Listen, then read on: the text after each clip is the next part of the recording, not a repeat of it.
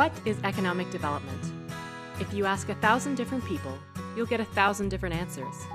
For some, it's about creating jobs, helping businesses grow, attracting investment, getting richer, growing a local tax base, reducing poverty, or improving quality of life.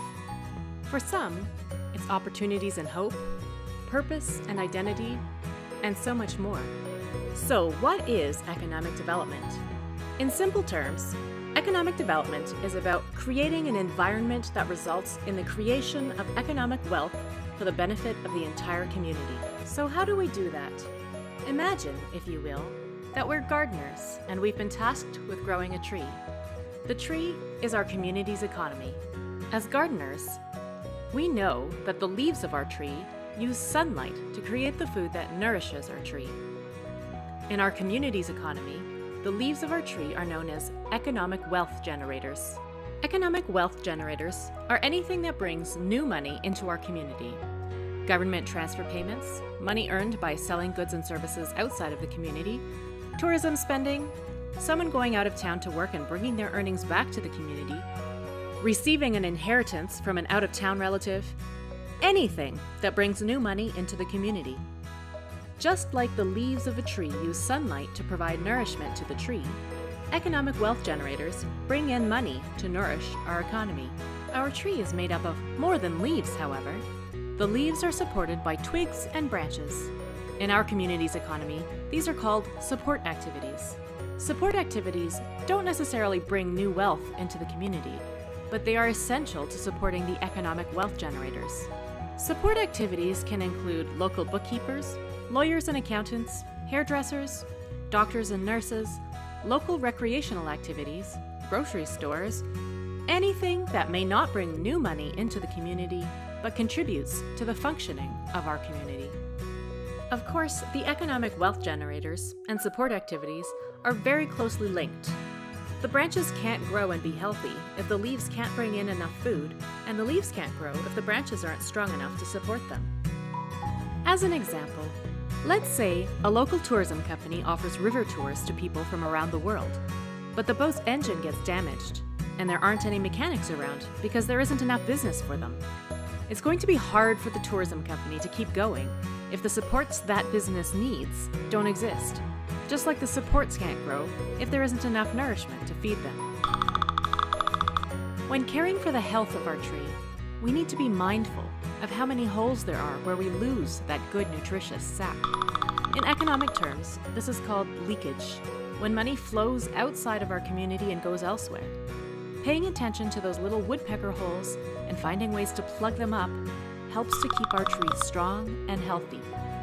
Now, we have our little sapling that we want to plant and grow into something good. What's the first thing we need to do? We need to find good ground and plant our tree in a good place. For our tree, that place is good, stable governance. Governance is the leadership and administration of our community. Do people understand where our tree is growing, or does the ground shift suddenly beneath us?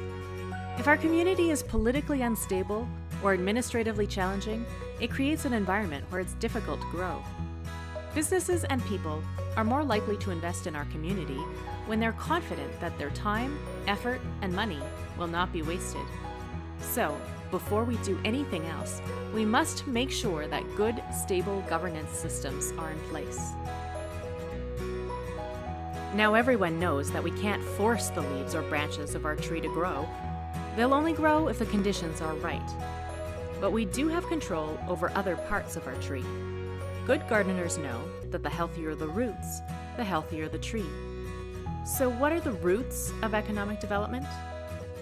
Infrastructure, policies, rules, regulations, and legislation, access to capital, our labor force, research and innovation, and community attitudes.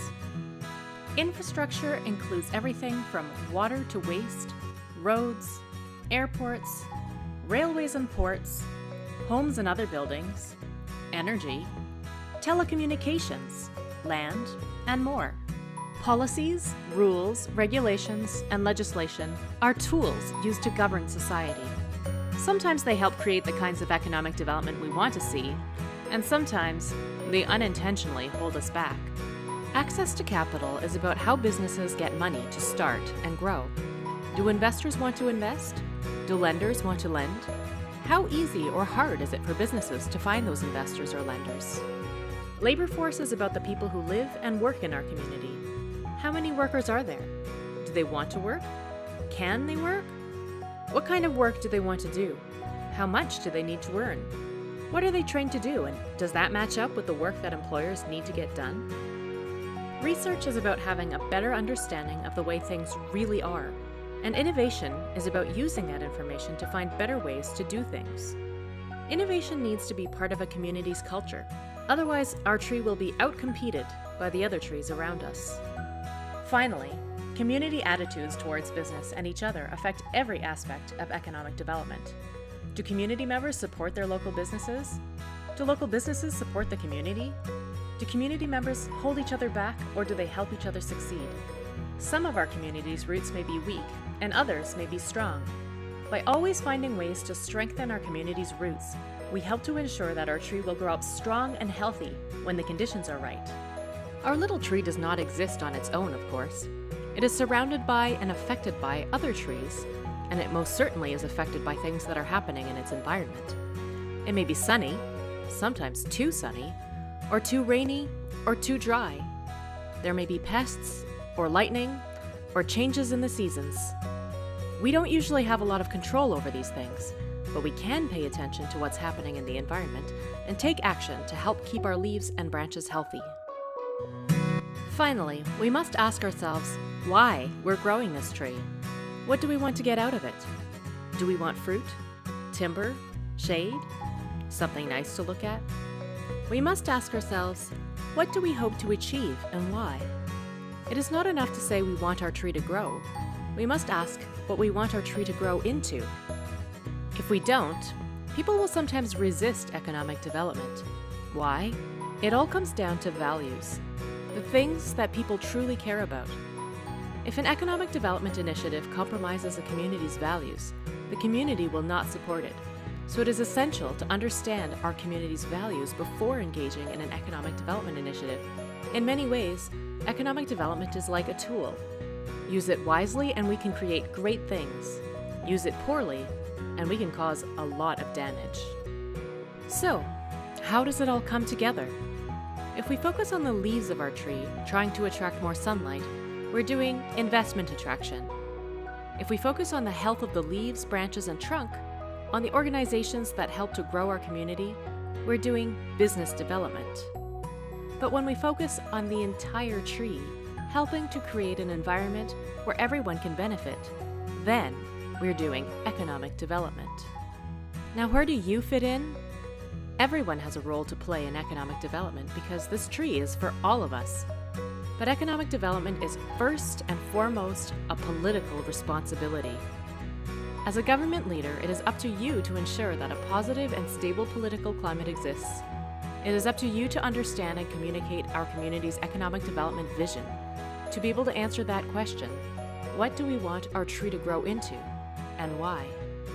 You can do all of this with the help of a community economic development strategy and with the assistance of your local certified economic developer. So what are we waiting for? Let's grow our community into something great.